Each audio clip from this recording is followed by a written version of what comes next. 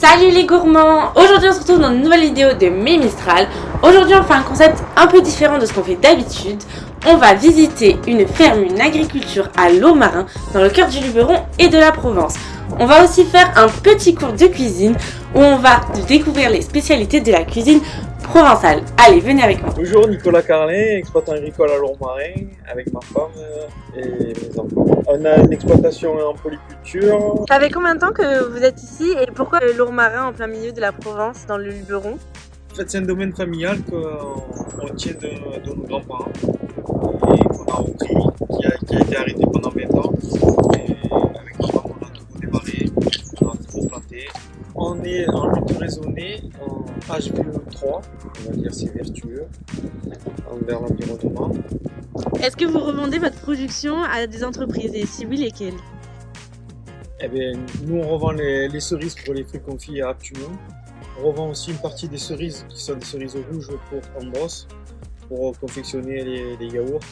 Pour le blé dur, on le vend en coopérative et en fait on revend à Panzani pour faire les pâtes. Oui, les fleurs de cerisier à Occitane et à LVMH. Dernière question, quel est votre type de clientèle par exemple à la boutique? Tout d'abord, je pense que c'est une clientèle locale et les touristes. Ok. Énormément de sites étrangers parce que nous sommes dans une région assez touristique. C'est parti, maintenant on va retrouver Léa, l'aînée de la famille, qui va nous présenter la boutique et nous faire une visite du domaine. Allez, c'est par ici. Bienvenue à la ferme Autoprairie, c'est notre boutique familiale. Ici, vous pouvez retrouver tous les produits que nous produisons. Alors, vous pouvez nous expliquer un peu ce que vous faites? Alors déjà, en premier temps, ce qu'on fait, le plus grand rendement que nous avons, ce sont le vin. Donc, nous avons le blanc, le rosé et le rouge. Et donc c'est vous qui produisez, c'est vos vignes, c'est votre réserve? Alors, c'est nos vignes. On les bichonne, on les travaille, on les récolte. Par contre, c'est pas nous qui faisons le vin. On avait une cave coopérative qui va faire le vin. Bon, le jus de raisin, ça c'est pas le nôtre, hein, mais ça c'est notre voisin. Voilà, on aime bien aider notre communauté un peu ici. Voilà, une parcelle de vigne parmi tant d'autres. Voilà, parce qu'il est au fond pour faire du terrain. Et voilà, donc là, en ce moment, on est en période de taille. Donc c'est pour préparer à ce que la vigne bourgeonne, tout ça. On récolte début septembre.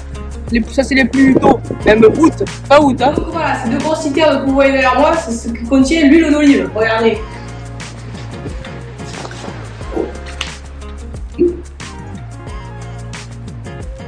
Et voilà, de l'huile extra vierge. Vous pouvez nous expliquer aussi comment ça se passe pour ça? Alors c'est pareil, on récolte, on bichonne. Par contre, c'est pas nous qui faisons l'huile d'olive, on la met dans le moulin et ils font tout.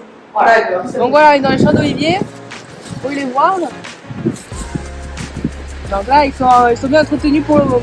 Hein. Ok. Ça pousse. La récolte, ça se fait quand? Alors la récolte, elle se fait en décembre, en hiver. Voilà. Ok. Et en fonction, on la récolte soit plus tôt, soit plus tard pour que ça soit verte ou soit noire. Voilà ce qu'il nous reste en termes de confiture, c'est de la confiture de figues.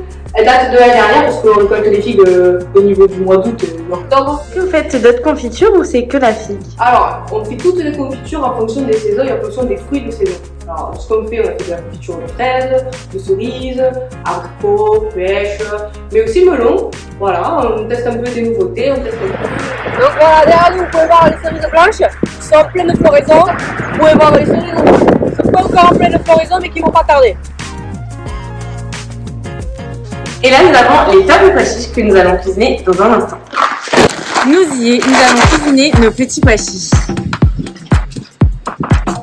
Bonjour Sacha, bienvenue à la ferme Autoprairie. On se retrouve dans la cuisine d'Alexandrine qui va nous aider aujourd'hui à cuisiner nos petits pois chiches.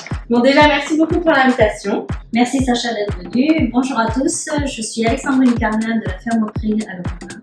Je suis ravie aujourd'hui de vous recevoir pour vous proposer des recettes avec nos précieuses pois chiches en compagnie de Sacha. Déjà, est-ce que tu peux nous parler de vos pois chiches, comment vous les récoltez, comment c'est fait? C'est des pois chiches de notre exploitation et on les sème en courant janvier-février de l'année pour une récolte en août.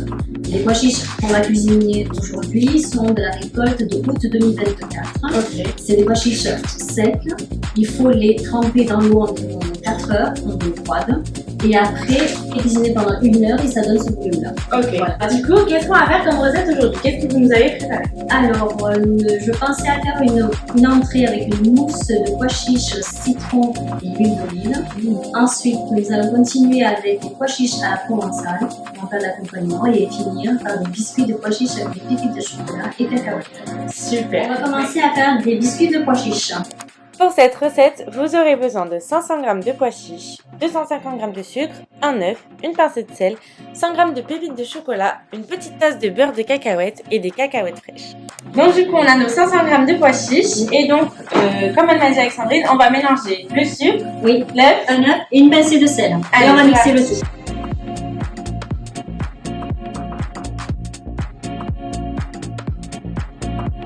On va mettre la pâte de pois chiches dans le saladier. Rajouter une petite tasse de beurre de cacahuète. Bien le mélanger. En attendant, Sacha va couper des petits morceaux de chocolat.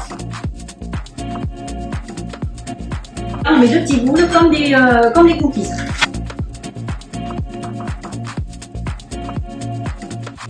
Donc voilà, nos petits cookies sont prêts. Maintenant, on va les mettre au four pendant 30 minutes à 160 degrés. C'est parti pour notre deuxième recette, notre recette principale qui est Des pois chiches à la provençale.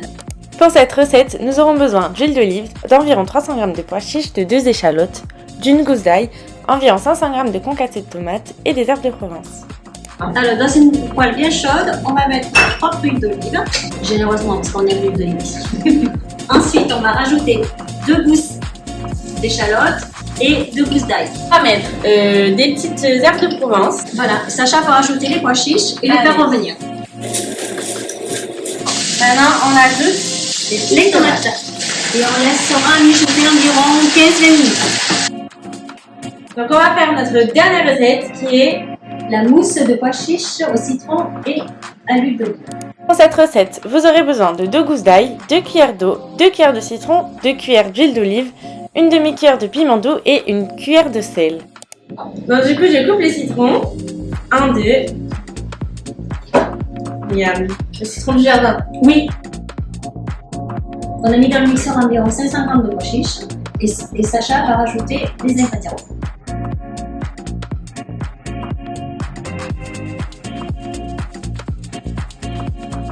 Allez, on mixe. Du coup, on mixe jusqu'à quand là?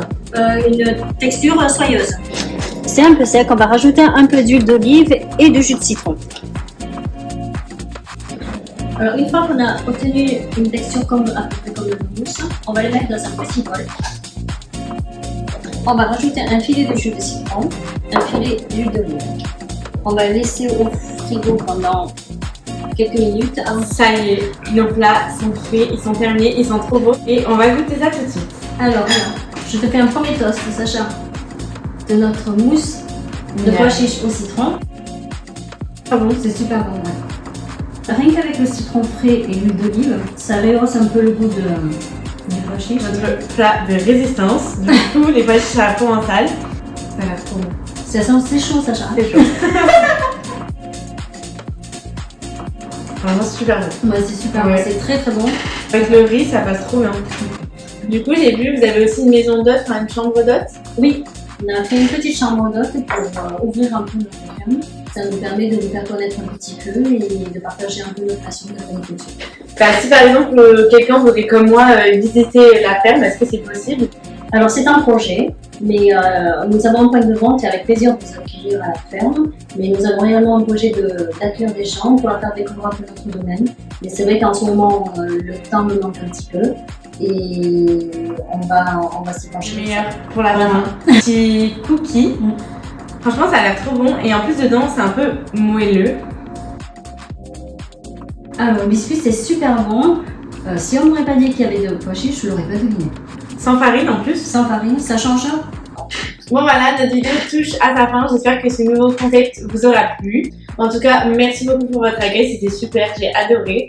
Et je recommande à tous mes followers de venir chez vous.